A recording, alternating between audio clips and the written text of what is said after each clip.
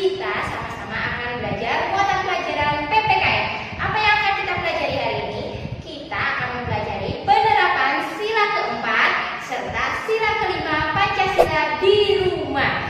Perhatikan materi yang akan bisa disampaikan hari ini. Siapkan alat tulis kalian, BBB jilid 5 kalian, serta buku tulis kalian. Kita awali pelajaran PPKN dengan baca basmalah bersama. Bismillahirrahmanirrahim. Kalau kalian sudah mempelajari apa itu musyawarah, apa itu pemilihan pada materi yang lalu, sekarang saatnya kita mempelajari apa saja perilaku sila keempat dan sila kelima Pancasila yang ada di rumah. Nah, perhatikan gambar tersebut. Ada Beni dan Kak Tiur yang akan memasuki rumah gadang. Beni meminta pendapat kepada Kak Tiur, bagaimana kalau kita masuk saja ke dalam. Terus Kak Tiur berkata, kamu tidak boleh mengambil keputusan sendiri, sebaiknya bicarakan dahulu dengan Papa dan Mama. Rumah gadang adalah salah satu rumah tradisional dari Sumatera Barat. Waktu itu baik Beni maupun Kak Tiur sedang berkunjung ke tempat wisata yang terdapat rumah gadang. Tetapi karena belum izin kepada Mama dan Papa dan Mama, Kak Tiur melarang Beni untuk memasuki rumah gadang. Ingat, di dalam keluarga harus membiasakan diri untuk melakukan musyawarah. Apa itu musyawarah? Kemarin sudah dibahas. Musyawarah adalah pengambilan keputusan untuk menyelesaikan suatu masalah. Berikutnya, sikap apa saja yang sesuai sila keempat Pancasila di rumah? Ingat ya, sila keempat namanya kepala banteng. Ya. Yang pertama, kalian harus menghargai pendapat orang lain. Jika orang lain ingin mengeluarkan pendapat, sebaiknya kalian diam dahulu dan mendengarkan pendapat orang tersebut. Yang kedua, kalian harus memberi kesempatan kepada orang lain berpendapat. Jangan memotong pembicaraannya atau menyela. Perilaku yang sesuai dengan sila keempat berikutnya adalah menyelesaikan masalah dengan musyawarah, dengan kepala dingin, dengan diskusi, dengan bahasa yang sopan. Dan hasil musyawarah pun nanti karena sudah menjadi kesepakatan bersama dijalankan secara bertanggung jawab oleh seluruh peserta musyawarah. Kemudian tidak mau dan tidak boleh memaksakan pendapatnya sendiri. Aku yang pendapatku dengar harus jadi keputusan bersama, tidak boleh, karena musyawarah dihadiri oleh orang banyak, berarti keputusan bersama yang akan diambil sebagai keputusan bersama. Gambarnya Ustazah Ralat pada slide ini ya, kalau ibu kalian berbeda. Nah, Ustazah Ralat pada slide ini. Kemudian Ustazah tambahin, perilaku yang sesuai dengan sila kelima adalah berkata sopan saat mengeluarkan pendapat. Kalau walaupun itu dengan keluargamu, dengan kakakmu atau adikmu sendiri, kamu ketika mengeluarkan pendapat jangan suka marah-marah, jangan lebih emosi, terus kata-katanya menjadi tidak sopan agar didengar orang, apalagi ketika bermusyawarah dengan orang lain harus mengeluarkan dengan kata-kata yang sopan agar didengar orang lain juga enak. Itulah perilaku yang sesuai dengan sila keempat Pancasila. Intinya adalah musyawarah, berdiskusi, menyelesaikan segala masalah dengan berdiskusi dan dengan kata-kata yang sopan. Kemudian kalian akan melihat video berikut.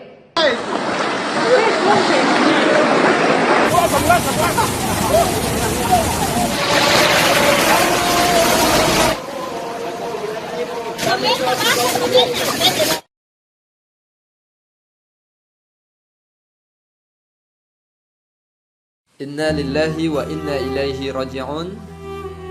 Sesungguhnya kita milik Allah dan kita pasti akan kembali lagi kepada Allah. Mari sama-sama kita dahulukan rasa saling tolong-menolong kepada saudara kita dan tetap waspada. Kemudian jangan lupa senantiasa berdoa dan memohon perlindungan kepada Allah Subhanahu wa taala dengan doa Allahumma hawalaina wala alaina. Ya Allah, turunkanlah hujan kepada kami di mana hujan itu tidak merusak kami ya Allah. Allahumma al-akami wad-darabi wa butunil awdiyati wa manabisi lisyajari. Ya Allah, turunkanlah hujan di dataran-dataran yang tinggi, di bukit-bukit, di lembah, di tempat tumbuhnya daripada tumbuhan, dan di tempat di mana tumbuhnya pepohonan. Hadis ini diriwayatkan oleh Imam Bukhari dan Imam Muslim.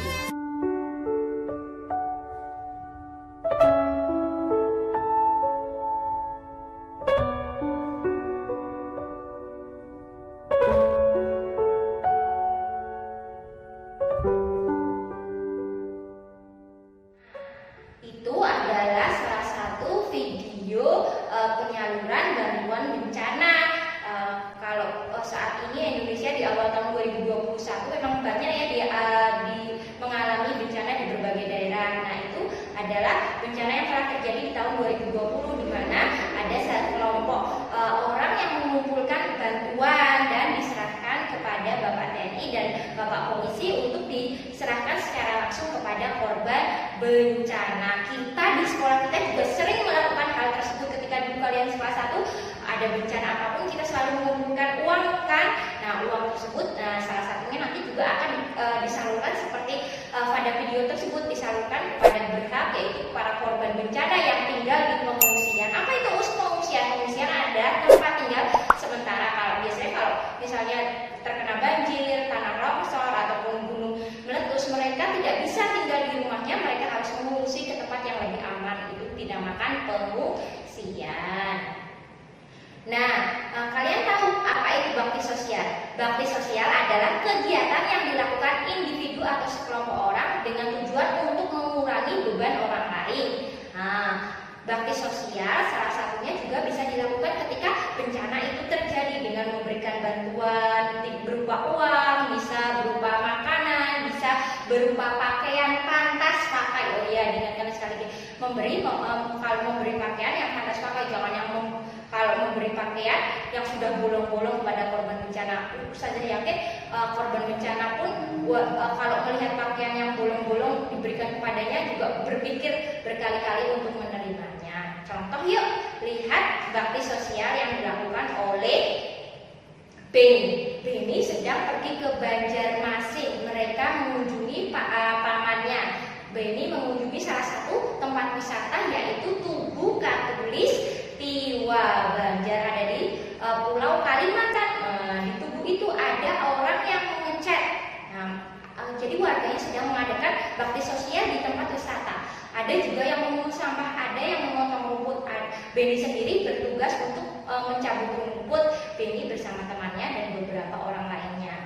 Bakti sosial itu tidak dibayar, Dek, seperti yang dilakukan Beni dan pamannya. Hal itu karena Tugu Katulistiwa sebenarnya sudah ada yang merawat, tetapi namanya bakti sosial ingin meringankan, ingin berbuat lebih. Nah, mereka mengadakan bakti sosial. Bakti sosial merupakan salah satu pencerminan dari sila kelima Pancasila. Apa namanya? Benar, padi dan kapas. Berikut ini adalah perilaku yang sesuai dengan sila kelima Pancasila. Yang pertama adalah memberi sumbangan kepada korban bencana seperti pada video tersebut. Kamu jika punya rezeki lebih, berikan sumbangan kepada korban bencana seperti saat ini yang terjadi di Kalimantan Selatan dan mana itu yang terjadi gempa bumi. Nah, berdoa ya supaya saudara-saudara kita yang di luar pulau diberikan kekuatan. Kemudian perilaku yang kedua adalah sama, gemar gotong royong atau melakukan bakti sosial walaupun tidak dibayar. Nah, karena mereka tujuannya ingin meringankan beban orang lain. Perilaku yang sesuai dengan sila kelima Pancasila berikutnya adalah memberikan sedekah atau infak kepada orang yang membutuhkan pertolongan atau fakir miskin. Perilaku keempat adalah suka menabung atau rajin menabung, tidak boros, tidak malah beli perhiasan yang banyak seperti Siti yang rajin menabung. Itu juga merupakan perilaku yang sesuai dengan sila kelima Pancasila.